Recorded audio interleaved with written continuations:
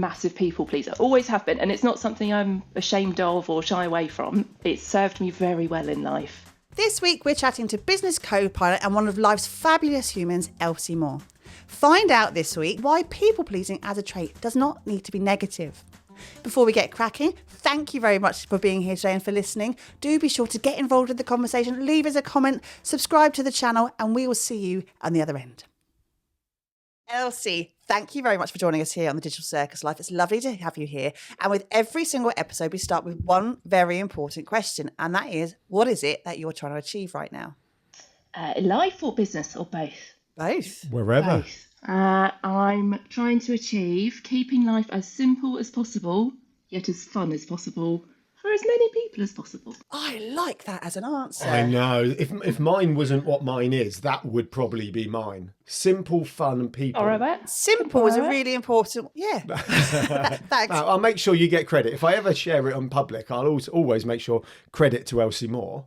But the simplicity thing is a huge thing, especially in 2024, I think. I think especially last year, everything seemed a little bit crowded, a little bit full on for a lot of people, and simple should not be shied away from. Do you agree? Yeah, it's life's chaos is just normal day is a chaotic day. So if you can just make something simple, be it work, life, school run, whatever it is, why would you not do it?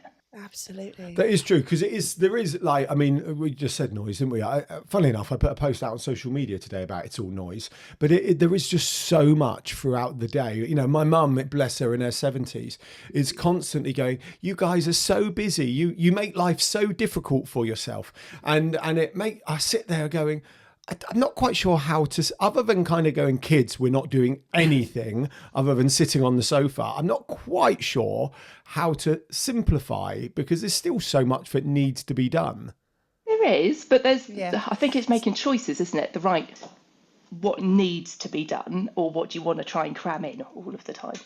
So how does that work with the business for you then? Because in the business, there is a definite thought process of the more you do, the more happens, the more you get, and more. So how do you try and simplify it around the kind of life of a business owner of more? I think a lot of that is cheating and using technology where you can. Like if it can be automated and done for you by something, let it. There's nothing wrong with that. But where the human touch is needed, then let a human do it. Use the tools around you.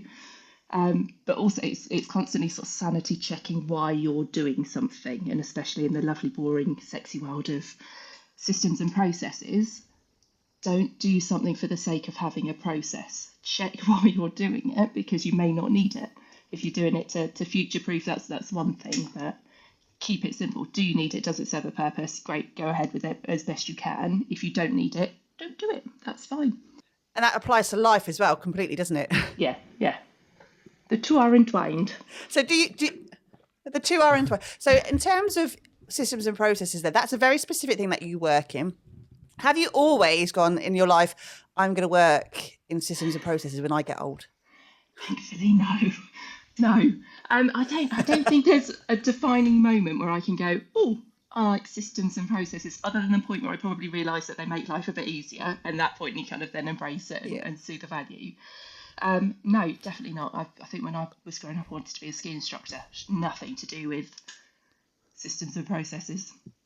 Right, so we'll come back to the ski instructor part in a moment, but right, so it's like us. I mean, this is your podcast episode, but we're crossing into kind of a world where we're a parallel with us here. Like, we don't wake up going, I want to be online visibility specialist. We wake up going, we want to have fun, we want to work with people, we want to help them achieve people. And yours is help people achieve stuff, what they're trying to achieve. And yours, you want it to be simple, you want it to be fun, you want to work with people, and how you do that is the systems and the processes part. So then I guess my question is, how did you get into systems and processes? And then we're going to come back to skiing in a moment.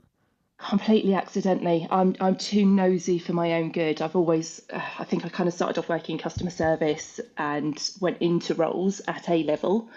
But because I think you can give a better level of service when you understand everything going on behind the scenes operationally, I would constantly dig into why that was happening and then be like, but this doesn't seem very logical that we go all around here. Why don't we just go from here to here? And then we'd start kind of suggesting things, and then the role would just grow to something that, we never knew was really needed. So yeah, I'm nosy and I like fixing stuff that we didn't realise was broken. I think that's a fab place to be. Change and curiosity are good things when done right, aren't they? So, and because there's that other thing when you're employed, there's always so much noise from the kind of anti-tribe who go, why are we doing this? This should be simpler. And they just don't always, oh God, you've got to be careful nowadays. They don't always understand the bigger picture. So the fact that you were willing to go and find the bigger picture before kind of making those, suggestions makes but what was it just the curiosity element that made you go and find out what the big picture was? Yeah, I think so. I think you're better if you understand. It's like humans as well. Kind of if you walk around not assuming things about people, and you actually give them space to talk to you and understand what's going on behind the scenes, you understand why they're grumpy, why they're happy, what's going on in their world. And it is exactly the same through business as well. If you understand the whys behind the scenes, you make better choices. You're more mindful about everything that you do. I don't think they need to be separate, but it kind of going to the people don't always like change and systems and things being tweaked. I think that's because sometimes they've experienced it being overcomplicated and change for the sake of change. And I think if you genuinely have done the right thing, kind of drilling into what's needed, you can then get everyone on board because they can see the benefits of it for them. Yeah. Which comes down to communication, really, doesn't it? It's like so many times the communication isn't in place to make that. So this kind of desire, curiosity to find out more, has that been there forever? Were you like that as a child? I don't know. Probably. Come on, dig deep into your childhood. Ellcie, we need to know. 10-year-old, come on. 10-year-old. Well, I'm curious because I like quite a lot, to be fair. Well, that's what I think. I think more of. So I'm reading Arnold Schwarzenegger's new book at the moment. I can't think what seven rules to live by or something. 7 rules, 7 useful things. I think it's 7 rules to live by. And he was talking about your vision for your life, and he talked about if you're not sure where to start, what did you want when you were a kid? And I was like, oh, that's interesting. What did I want to do when I was a kid? How would you remember? You don't remember any of your childhood. Well, no, because in my podcast episode, you stated that I keep remembering these very specific things. So clearly I do remember things from my childhood. Anyway, I was struggling to remember what I wanted from my childhood, what I wanted to be. So as always with us, like we don't wish to truly be online visibility specialists, but we explain why we do it. And I think that's the kind of stuff I remember as a child. I was curious. I did want to know how things worked. I was okay with things changing, and I still love change to this day. I see change as a good thing. And I wonder if it's some of those kind of character traits and beliefs and values, etc. I always get lost in all of that stuff. That extrapolates up to where we are now, and then in a more practical world environment. So if you were always asking why as a child and your parents never told you to stop asking why, then that's probably why it's still there, because it wasn't suppressed. So I think a lot of it is a massive people pleaser. Always have been, and it's not something I'm ashamed of or shy away from. It's served me very well in life. But I think that kind of, because I want everyone to be happy all the time, I'm constantly looking at ways to make their life easier. And that then in a work environment led to going, okay, well, if we can get this automated, or if we can skip this step, or if I can do it for them, that it then just naturally unraveled that way. I think people pleasing is not a negative trait. I think it too often it's seen to be more of stop being such a people pleaser. But actually, for many of us, I have a similar character to me as well. That element of service, isn't it? And you want to serve, you want to help, you want to be helpful, you want to be useful, and that is something to be admired, not as a negative thing. So I want to come back then. Not to get into 10-year-old Ellcie, because we don't need to go into that. Well, no, we hold on. This podcast is about life, and every episode we go back to the beginning. Of course, right? So what's the difference today? Let's go back to 8. Yeah. But I think all right, 12-year-old, not 10-year-old Ellcie. I'm being nudged to change topic. I don't think I've done anything wrong. We have secret under-camera codes, and one was used on me. I have had the good fortune of listening to you on a podcast before where you talked about a life where you were in paintballing. And I need to kind of understand how that became a thing and how that becomes a career, because that sounds bloody awesome. Yeah, it's How's all my paintballing a parents' fault. career? Tell me. My parents, God, when was it? Probably early 90s. My parents used to work together managing nightclubs in Portsmouth, Southampton, Eastleigh, kind of around that area. And my dad got made redundant. And he had a hobby at the time, and it had only just started around then with old Stepmaster guns of paintballing. So he would go down to the local site, which was thankfully sort of 15 minutes from home, and he'd just go down there whenever he had a free weekend. I think it may have been coincidental. I don't know if it was if my dad instigated the conversation. They were looking to sell the site at the time my dad had been let go, and so just randomly, parents just bought a paintball site. And then, me and my sister kind of raised in the woods like feral children every weekend. This is a common thing that's come through, and it comes down to this whole parents and learnt behaviours and going back to what Anna said, like, we have to go back to. Are you delving into child psyche? And you think about your childhood and then actually bring it back to what you have learned. What you have learned is that entrepreneurial spirit, isn't it? Or you've had that from a young age, and you've been brought up with that as well. Yes. So how long did you work in the family business for? Well, again, I don't know if I should say this on a video that's going to go out on the internet, but we used to be taken out of school. If they had a game on midweek, me and my sister would be taken out of school to go down and help on site. We were both young, but useful. But it was great. I was learning multiplication and maths because everything was cash. There was no tills, no calculators down on the site. So great life skills. But right, basically we had a tech issue. Ellcie disappeared. We've cut that bit out. We're now carrying on. Ellcie, you were telling us about being taken out of school back in the day, which I then have a question for in a moment. So you were talking about being taken out of school, life skills, cash is king, and everything else. Yeah. So it was probably, I think the early 90s they did that. So probably around 12 years that we would be down on site every weekend helping mum and dad out, do stuff down there. Whilst I then left school, and I think having seen my parents always run their own businesses, my mum went through education, went to university, it just wasn't for me. I knew I just wanted to carry on working. I'd had a taste of earning my own money and just getting in and doing stuff rather than being educated. So I just went into work from there. And I went into working in a hotel, customer service bit, and then would get dug into how the systems worked in the hotel and why, and all of that really boring stuff that to me is like really interesting and I love getting stuck into. I know. So because I'm slightly anti-education system, just wondered, do you think at this stage in your life being pulled out of school has had any detrimental effect on your life? No, I mean, let's put it in perspective. It was like occasional pulling out of school, not months on end of every not day, going Ellcie, every day. They slaved away. But no, honestly, I learnt my math skills were learnt from working down on the site with cash and needing to kind of go, oh, there's a 10% discount on that, quick, do it in your brain. That's how I learn. I learn through doing, not by being told how something is done. So for me, I probably learned more there than I would have done sat in the classroom. So, what's exciting is by kind of chance of being born to your parents, you've had the perfect, in inverted commas, perfect, obviously, right, upbringing for you, because you are more of a hands-on doer and you ended up doing hands-on doing rather than kind of learning by repetition in school, which is perfect for some people. I find that quite interesting, actually, isn't it? Yeah. So my next question for you, Ellcie, comes back to the future, back to the present day. All right, we're not doing time travel again. Yeah.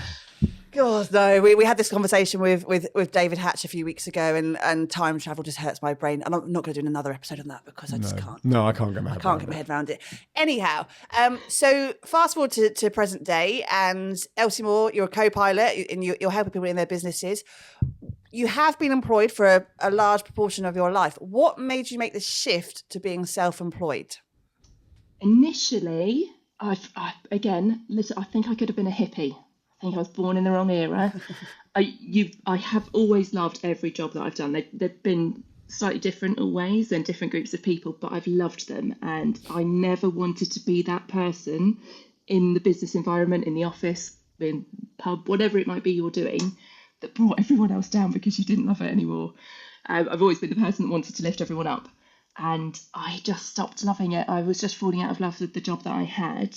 And I couldn't find the next perfect job. It was during lockdown, so everyone was kind of all over the place. So I just handed my notice in, kind of, like life is short. Do things that make you happy, take a risk, see where it goes.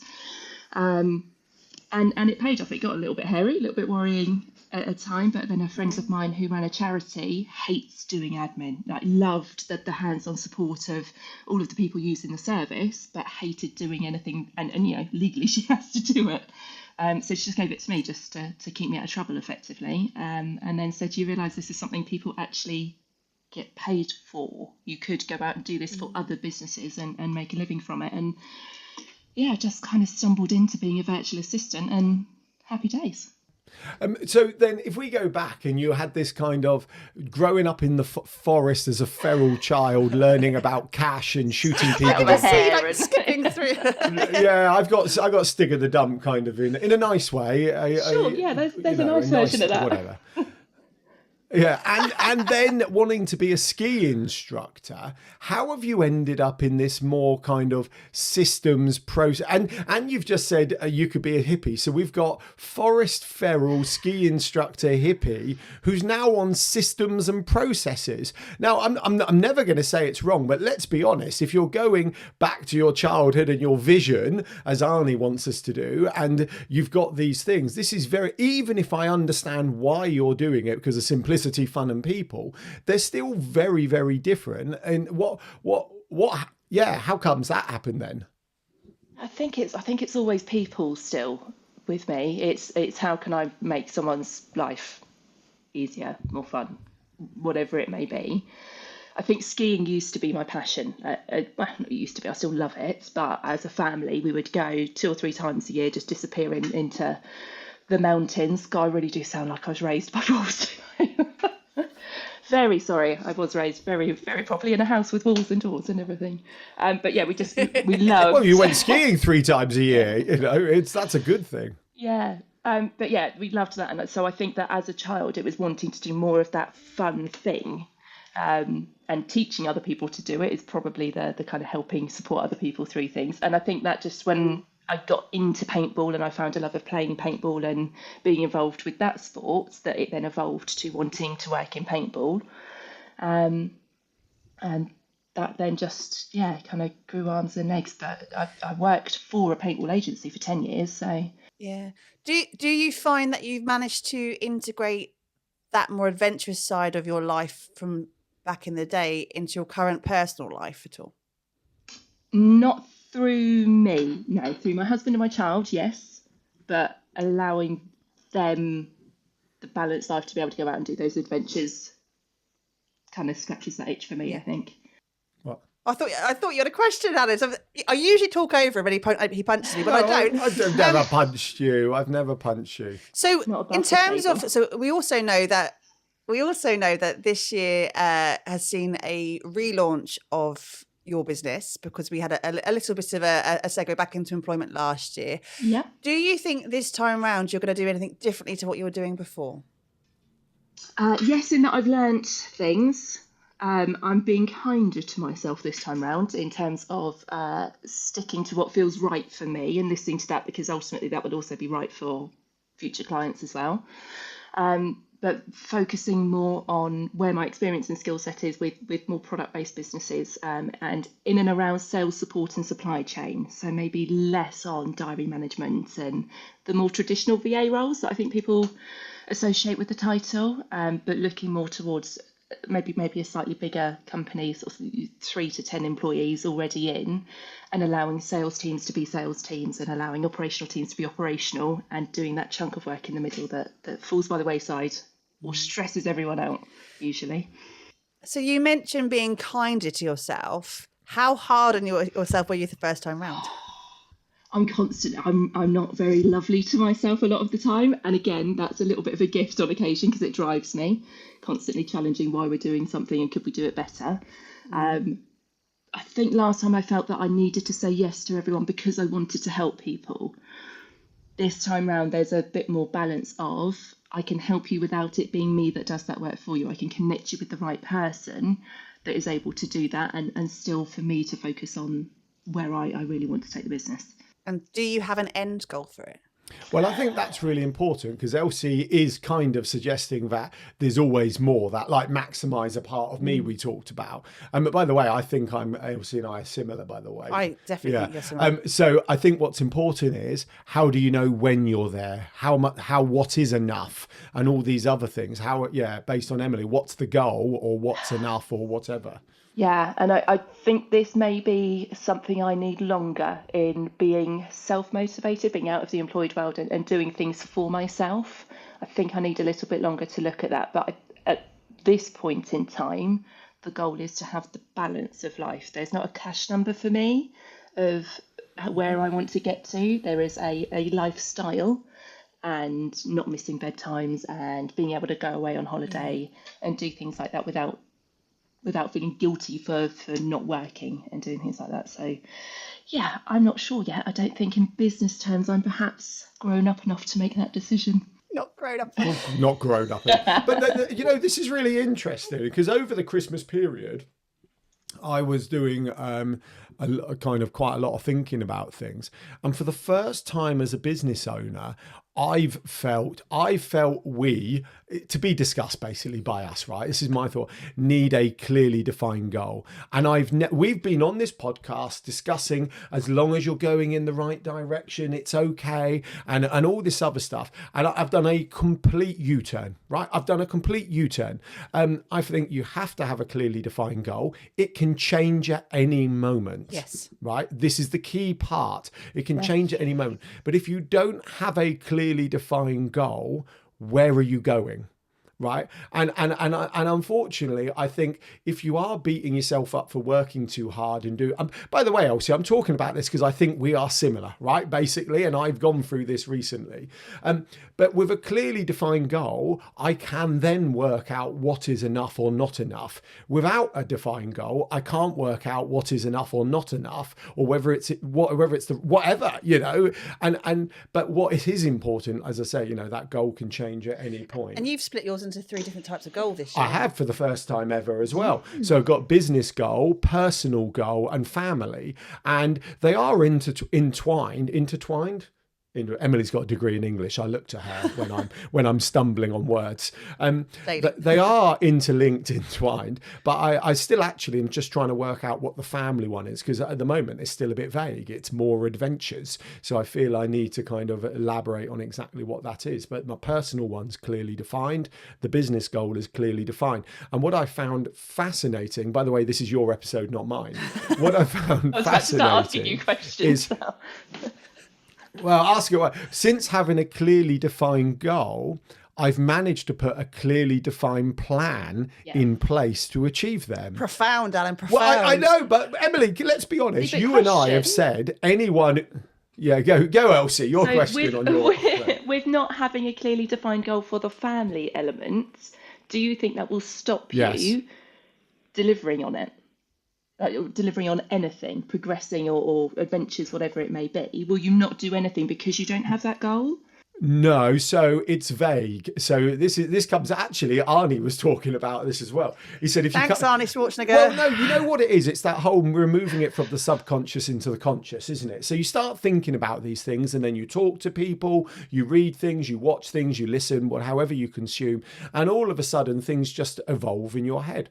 And he was talking about your vision and everything, whatever, right? However he talks about it. And he says it's okay to start broad, and over time you can narrow it down, and so it's okay that for a decade we've had a broad goal, but now's the right time. This is probably the bit more woo-woo of me that I don't always embrace. Now's the time to actually narrow it down to a specific thing. And I think family-wise, it is for the moment a bit more about adventures and happiness and quality time and things like that, and it may become more specific in time, but for the moment that one is slightly broader to be worked on. And to be honest, and I'll shut up in a moment, I'm sorry, when it comes to family thing, I think the specific goals are stupid things like new pillows, like having, like last year I wrote on my goal list for...